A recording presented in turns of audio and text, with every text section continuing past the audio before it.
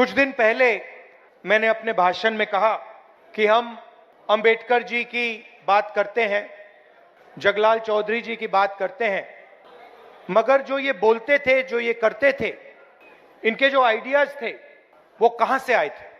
वो जो आपके दिल में जो दर्द था, दलितों के दिल में जो दर्द था, जो दुख था, जो उनके साथ हजारों सालों के लिए किया जा रहा था, वो आवाज अंबेडकर जी और जगलाल चौधरी जी के मुंह से निकलती।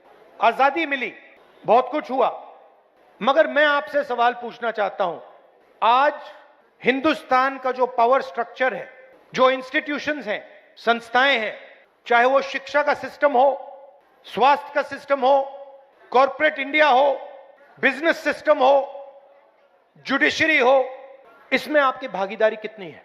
लोग रिप्रेजेंटेशन की बात करते हैं, लोग कहते हैं कि हां, दलितों को रिप्रेजेंटेशन मिला और ये सही है, रिप्रेजेंटेशन मिला, मगर पार्टिसिपेशन के बिना, पावर स्ट्रक्चर में शामिल होने के बिना रिप्रेजेंटेशन का कोई मतलब ही नहीं। मैंने आपको यहां स्टेज में बैठा दिया, 5 लोगों को यहां स्टेज में बैठा दिया और फिर निर्णय पीछे से लिए जा रहे हैं, तो आपको स्टेज पे बैठाने का कोई मतलब ही नहीं है।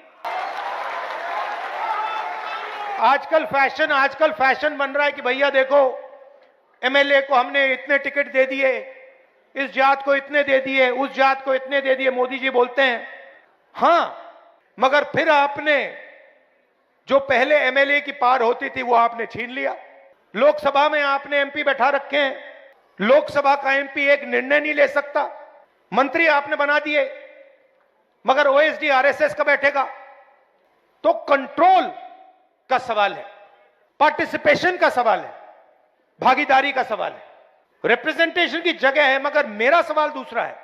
मेरा सवाल यह है कि मैंने कहा कि ये हमारे मीडिया के मित्र हैं। उदाहरण देता हूं, मैंने कहा ये मीडिया के मित्र हैं, इनकी बड़ी बड़ी कंपनियां हैं, इनको हर स्टेट की सरकार एडवर्टाइजमेंट का पैसा देता है, हर स्टेट की सरकार, देश की सरकार इनको एडवर्टाइजमेंट देती है। आपने देखा होगा, देखा आपने सरकारी इश्तिहार देखे ना, तो सीधा इनकी फंडिंग हो रही है, सरकार इनकी फंडिंग कर रही है।